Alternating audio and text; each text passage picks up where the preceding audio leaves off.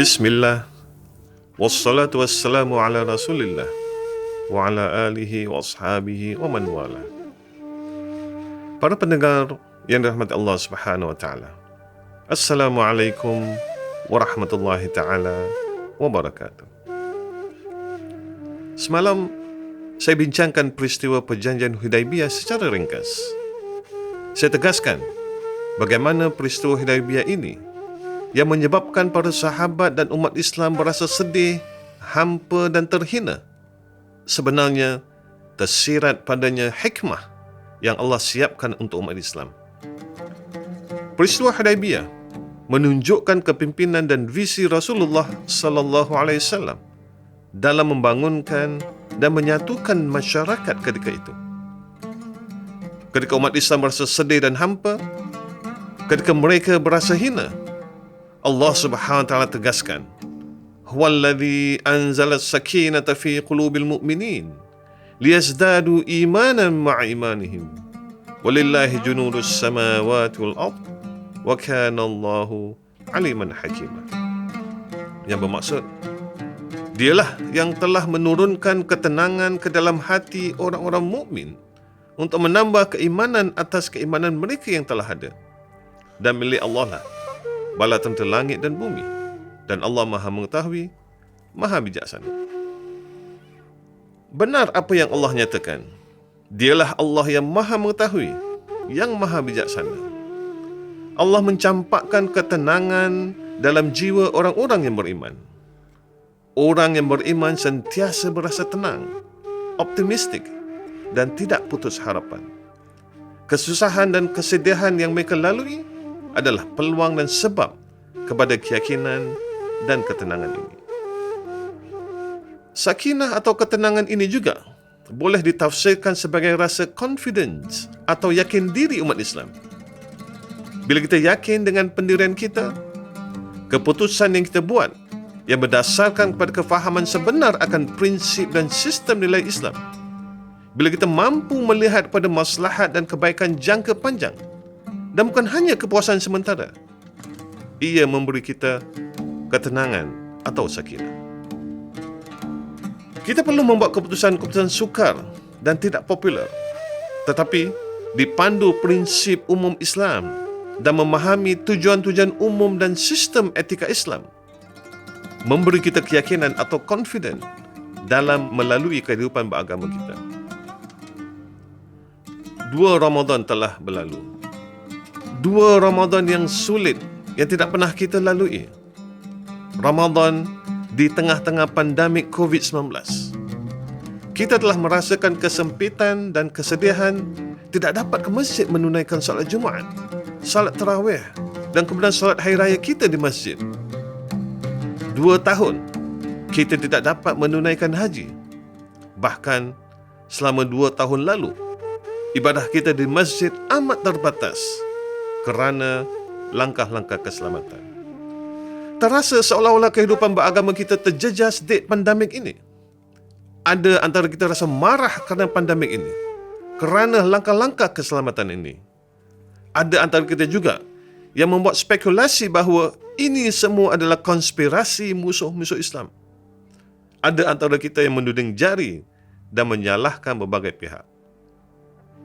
Tetapi pandemik COVID-19 juga adalah peluang dan sebab untuk kita menguatkan keyakinan kita pada Allah Subhanahu wa taala dan agama kita. Kepimpinan agama dan masyarakat perlu membuat keputusan-keputusan sukar dan tidak popular. Kita bertanggungjawab memelihara kebajikan dan maslahat umum masyarakat. Kita perlu memelihara masyarakat dari segala bentuk kemudaratan yang impaknya jangka panjang.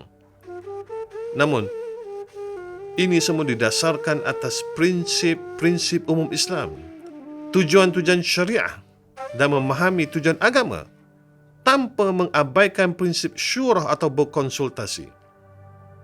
Pandemik COVID telah menguji kefahaman dan ketangkasan kita.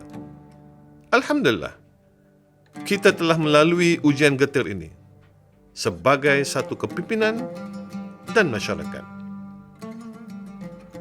Umat Islam perlu membangun keyakinan ini yang berdasar pada prinsip-prinsip Islam dan tujuan-tujuan syariah mendapat inspirasi dari tradisi kreatif dan roh ijtihad tradisi Islam kita. Dan ini dilakukan secara kolektif dan berjamaah. Allah Subhanahu wa taala berfirman, "Wasyawirhum fil amr, fa idza azamta fatawakkal 'ala Allah. Innallaha yuhibbul mutawakkilin." Yang bermaksud, dan bermesyuaratlah dengan mereka dalam urusan itu. Kemudian, apabila engkau telah berazam, yakni sudah bermesyuarat untuk membuat sesuatu, maka bertawakallah kepada Allah. Sesungguhnya Allah mengasihi orang-orang yang bertawakal kepadanya. Al-Imran ayat 159. Kehidupan beragama tidak hanya merupakan amalan-amalan ritual atau hukum ahkam yang tegar dan kaku atau rigid, tetapi amalan ritual dan hukum ahkam yang memahami prinsip dan tujuan amalan dan hukum ahkam ini.